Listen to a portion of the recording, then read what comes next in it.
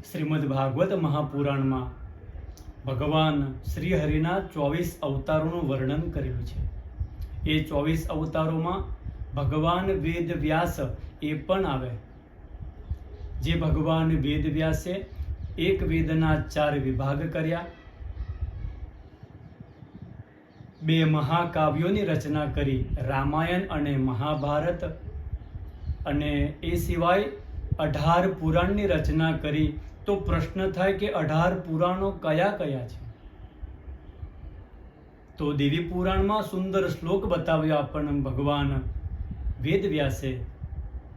કહે મદ્વયમ ભદ્વયમ ચૈવ બત્રયમ વચતુષ્ટયમ અનાપલિંગ કુશકાની પુરાણાની પૃથક પૃથક. આ એક જ શ્લોકમાં ભગવાન વેદ વ્યાસે આપણને 18 પુરાણ બતાવ્યા. કયા કયા?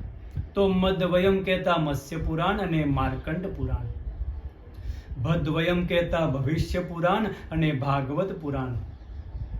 પાછા ભાગવતના પણ 2 વિભાગ બતાવ્યા, શ્રીમદ ભાગવત મહાપુરાણ અને દેવી ભાગવત મહાપુરાણ.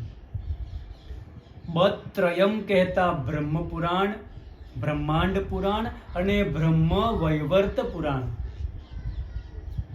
ચતુષ્ટયમ કહેતા વિષ્ણુ પુરાણ, વામન પુરાણ, વાયુ પુરાણ અને વરાહ પુરાણ.